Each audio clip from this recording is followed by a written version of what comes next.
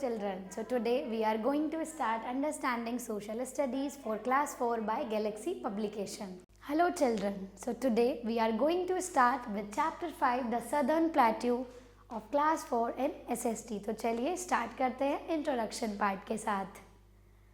An area of flat land rising higher than its surrounding area is called a plateau or a highland or tableland. अगर हम एक flat land area की बात करें जो कि अपनी सराउंडिंग एरिया से थोड़ा सा ऊंचा उठा हुआ होता है, that is called an highland और टेबल लैंड और we called it a plateau. There is a plateau in India. हमारे इंडिया में काफ़ी सारे प्लेट्यू, इट मीन्स पठार देखने को मिलते हैं. प्लेट्यू मीन्स पठार. It lies to the south of the northern plains और ये नॉर्थ प्लेन के साउथ एरिया में पाए जाते हैं. So it is called southern plateaus. तो इसीलिए हम इन्हें सदर्न प्लेट्यू के नाम से जानते हैं. It broads in the north and narrow down to the south. ये नॉर्थ के ब्रॉड एरिया से लेकर साउथ के नैरो एरियाज तक फैले होते हैं.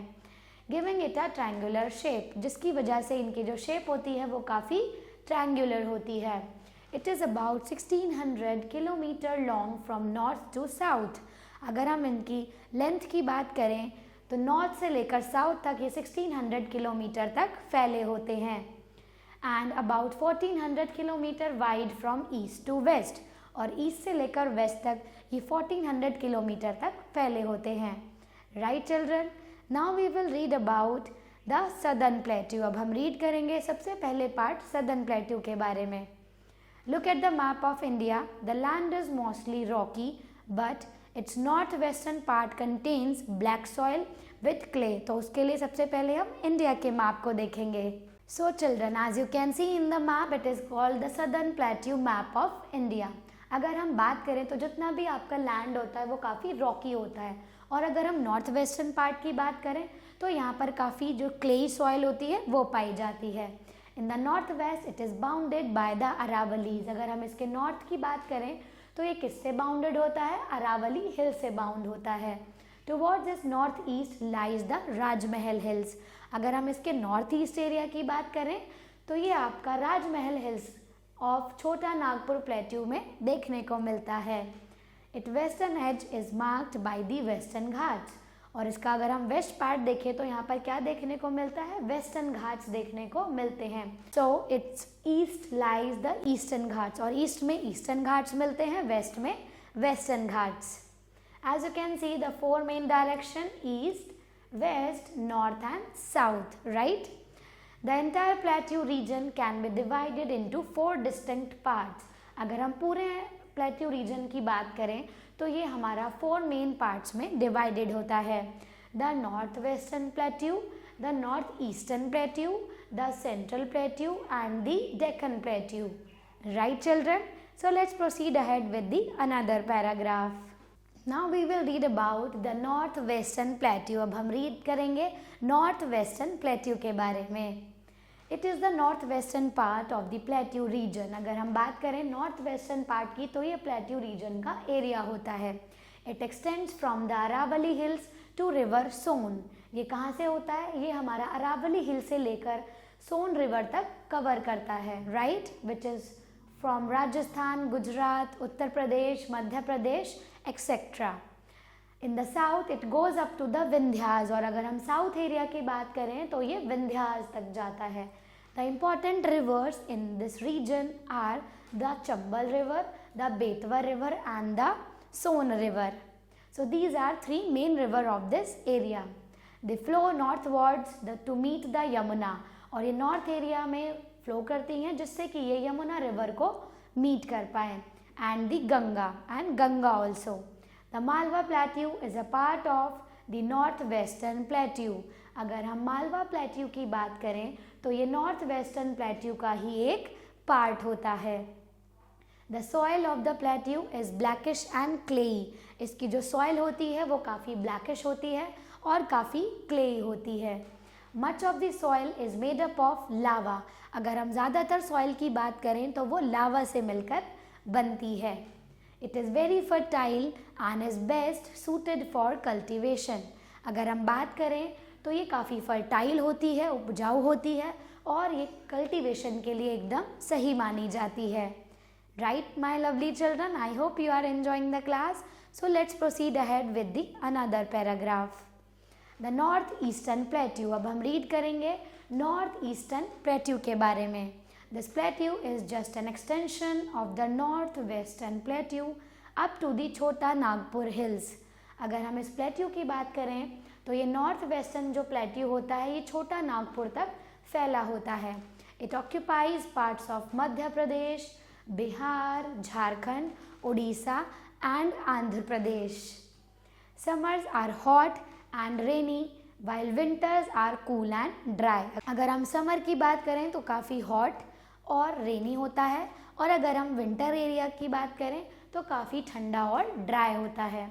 It receives very heavy rainfall in summers, और समर में काफ़ी भारी मात्रा में यहाँ पर बारिश देखने को मिलती है। And there are floods in the river Mahanadi, और कभी कभी महानदी में फ्लड्स भी देखने को मिलते हैं। It flows towards the Bay of Bengal, और ये कहाँ तक फ्लो करते हैं? बे ऑफ बंगाल तक फ्लो करती है। The general slope of this plateau is towards the north, और अगर इसका जनरली स्लोप के बारे में बात करें तो ये हमारा नॉर्थ एरिया तक ही होता है। Right children, I hope you are enjoying the class. So let's proceed ahead. Now we will read about the central plateau. अब हम बात करेंगे सेंट्रल प्लेट्यू के बारे में। This part includes the highland between the Narmada and the Krishna rivers. अगर हम इस पार्ट की बात करें, ये काफ़ी हाईलैंड होता है जिसमें कृष्णा रिवर और जो नर्मदा रिवर होती है इनके बीच में पाया जाता है। It includes the whole of Maharashtra and parts of Gujarat, Madhya Pradesh, Andhra Pradesh, Telangana and Karnataka. अगर हम इसके बाकी एरियाज़ की बात करें तो इसमें ये सारे जो पार्ट्स होते हैं वो इंक्लूड होते हैं। The Narmada, the Tapi and Godavari and Krishna are main rivers of this region. तो यहाँ पर Krishna river, Godavari river, Narmada river and Tapi river सबसे ज़्यादा फ्लो करती हैं। The Narmada and Tapi flow westward into the Arabian Sea. अगर हम नर्मदा और तापी रिवर की बात करें तो ये अरेबियन सी में वेस्ट पार्ट में जाकर गिरती हैं। While the Godavari and Krishna flow eastward into the Bay of Bengal. और अगर हम गोदावरी और कृष्णा रिवर की बात करें तो ये हमारे ईस्ट के बे ऑफ बंगाल में जाकर गिर जाती हैं। राइट, ईस्ट की अगर हम बात करें तो वहाँ पर गोदावरी और कृष्णा रिवर फ्लो करती हैं, और अगर हम वेस्ट पार्ट की बात करें तो वहाँ पर जितनी भी हमारी नर्मदा, तापी और गोदावरी रिवर्स हैं वो सब फ्लो करती हैं। Right, usually the climate is hot but winters are warm. Usually देखा जाए तो जो क्लाइमेट होता है काफ़ी हॉट होता है, लेकिन विंटर्स में काफ़ी वार्म रहता है। Rainfall is low in the interior. जो रेनफॉल होता है वो काफ़ी लो होता है, but it is heavy towards the west. लेकिन अगर हम वेस्ट पार्ट की बात करें तो वहाँ पर काफ़ी हैवी रेनफॉल देखने को मिलता है। The soil is very fertile and can retain moisture for a long time. अगर हम सॉइल की बात करें तो काफ़ी फर्टाइल होती है एंड इससे काफ़ी सारा जो मॉइस्चर है वो एक लंबे समय तक बना रहता है। This land is a storehouse of cotton and is known as black cotton soil area. और ये जो एरिया होता है यहाँ पर काफ़ी ज़्यादा मात्रा में कॉटन को ग्रो किया जाता है, इसीलिए हम इस एरिया को ब्लैक कॉटन सॉइल एरिया भी कहते हैं। Right children, now we will read about the Deccan plateau. This plateau lies to the south of the Krishna river. अगर हम डेक्कन प्लेट्यू की बात करें तो ये कृष्णा रिवर के साउथ एरिया में देखने को मिलता है। It is broader in north. ये नॉर्थ में काफ़ी ज़्यादा ब्रॉड होता है and becomes narrower as we move towards the south. और जैसे जैसे हम साउथ की तरफ बढ़ते जाते हैं वैसे वैसे ये काफ़ी नैरो होता जाता है।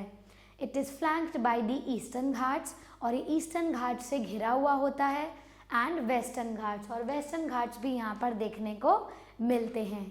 Eastern part eastern Ghats, western part western Ghats.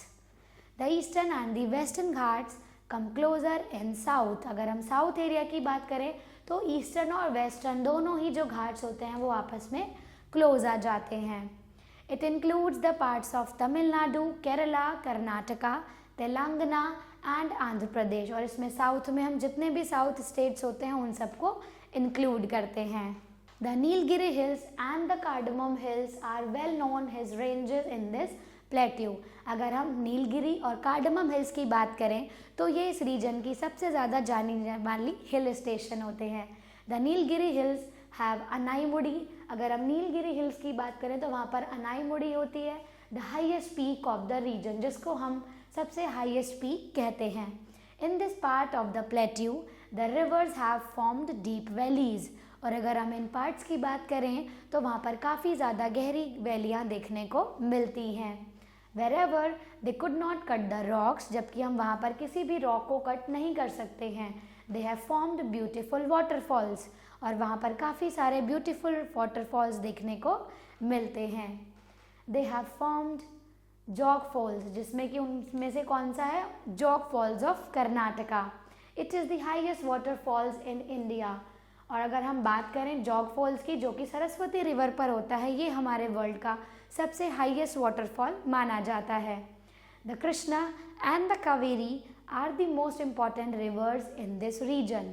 अगर हम कृष्णा और कावेरी की बात करें, it means you can learn by के Krishna and Kaveri. These both are the important rivers of this region. The climate here remains moderate all the year round. अगर हम यहाँ के क्लाइमेट की बात करते हैं तो पूरा साल एकदम जो मॉडरेट वे में रहता है। There is no difference in the summer and winter climate. यहाँ पर ज़्यादा डिफरेंस देखने को नहीं मिलता है, चाहे समर हो या फिर विंटर हो।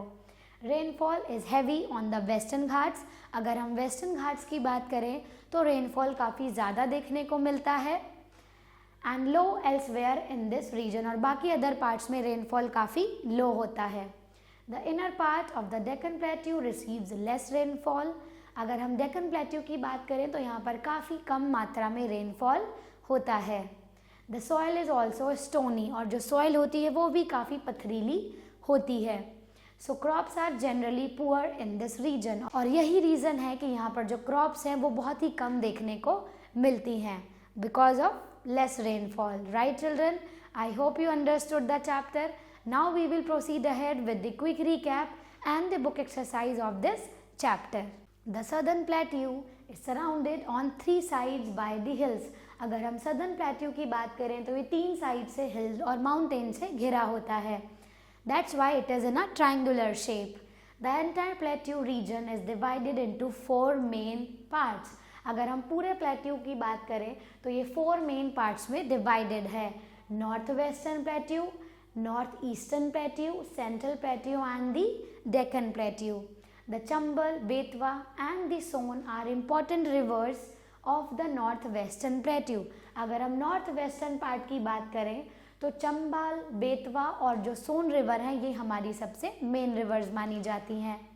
The soil of the central plateau region is very fertile, और जो हमारी सेंट्रल प्लेट्यू की सॉइल होती है वो काफ़ी फर्टाइल होती है। Now we will proceed with the MCQ option of this chapter.